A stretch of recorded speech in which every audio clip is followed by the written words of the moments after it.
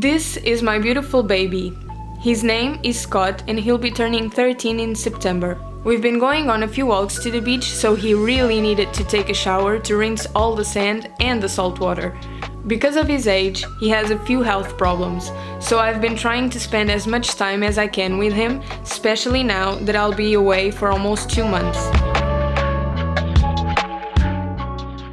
On Wednesday, I decided it was time to start preparing for the farm. I made a big batch of granola and some oat milk. I made this granola for the first time last month and Zé really liked it, so I decided to make more to bring with us for our breakfasts.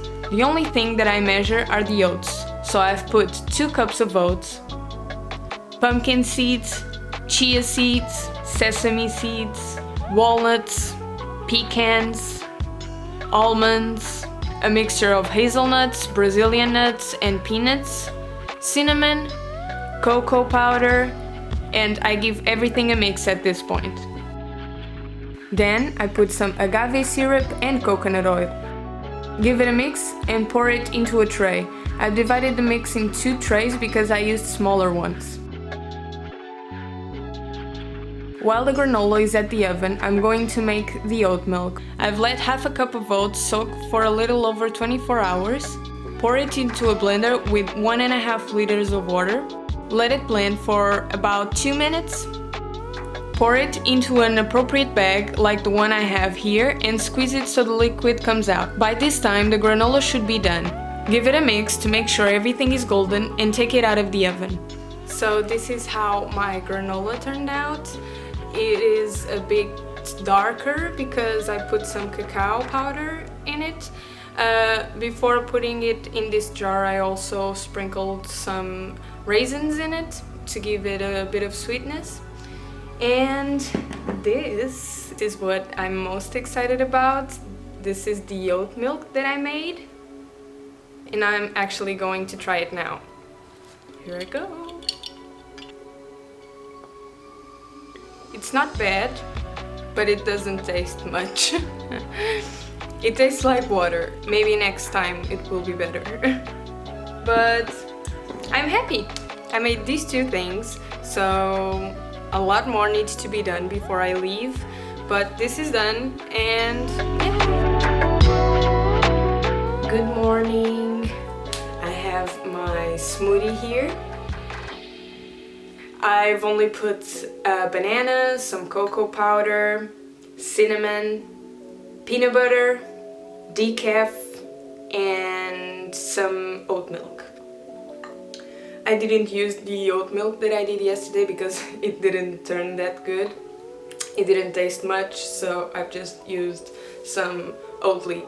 So today is Thursday, we are leaving on Sunday, so I'm going to start packing now. I'll probably overpack, I know that, but since this is the longest I'm going to spend away from home, I think that's normal. I like to keep my closet really organized, so I usually do a deep clean twice a year to take what I don't wear anymore and give it to people that actually need it. The last time that I did this was before Christmas, so I actually didn't have much clothes to take to the farms. Luckily, 3 of my friends did a deep clean at their closets at the beginning of the year, so I was able to keep a lot of the things that they didn't want anymore.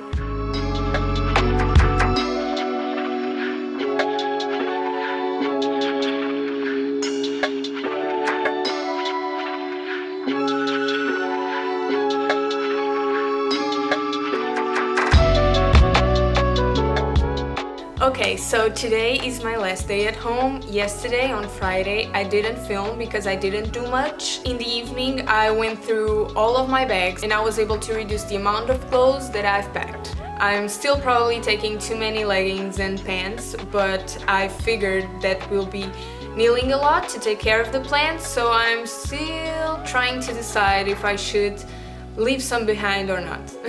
For the past couple of months, Zay and I have been investing on a few permaculture related books, so we decided to take them with us to the farm so we can share them with everyone. I'm going to show you the books that we purchased. So we have The One Straw Revolution by Masanobu Fukukua. I don't know if I'm saying his name right, but this is the one that Zay started reading. He hasn't finished yet, but Everyone spoke so well about this book, so we were very excited to purchase it. We have Permaculture Design by Aranya, a step-by-step guide. I'm reading this one at the moment. Then we bought Mycelium Running, How Mushrooms Can Help Save the World. It's this one. Then I have The Urban Farmer, Growing Food for Profit on Leased and Borrowed Land by Curtis Stone. We also bought Sepp Holzer's Permaculture, a practical guide for farmers, smallholders and gardeners. I found this one very interesting because we live in the city. Our desire is to move to the countryside someday, but we figured why not. We haven't read it yet, but it's called The Permaculture City, Regenerative Design for Urban, Suburban and Town Resilience by Toby Hemingway. And last but not least, we purchased How to Make a Forest Garden. This one is by Patrick Whitefield, and this is the book. So yeah, these are the books that we've purchased about permaculture. Because I love cooking so much, I'm taking 2 recipe books to the farm so I can cook my favorite meals there for everyone. The first one is called, it's in Portuguese, both of them. The first one is Cozinha Vegetariana à Portuguesa by Gabriela Oliveira. So it's only Portuguese recipes turned vegan. Yeah. I know that we'll be staying at the farm with people from another country, so I thought it would be very good to cook them some Portuguese meals turned vegan. I have here Vegetal a 100% by Oxy, Dicas da Oxy. She has a blog called Dicas da Oxy, but it's also in Portuguese. I'm also taking my camera gear with me, of course, because I want to document everything. Then I'm also taking with me 2 analog cameras. I bought this camera secondhand, so I think it was very cheap, especially because I knew the guy, so he made a great price for it. The camera is all manual and it doesn't have any flash. This one was my grandfather's camera back in the days and it still works beautifully. The only thing that stopped working is the flashlight, but that's okay with me. I don't need it. I'll only take pictures during the day, and if I take pictures during the night, I'll use this camera, so it's completely fine. So yeah, this is everything for now. I just spoke to Zé and we had a last minute change of plans. We are not going tomorrow anymore. We are going only on Monday to the farm. This is because during the weekends we can't cross districts.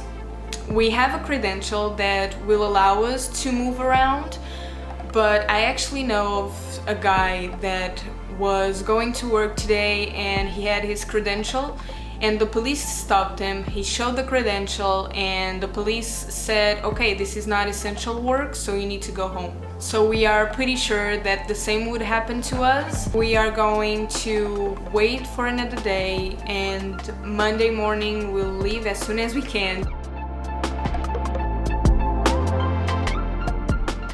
Okay, so this is our current situation.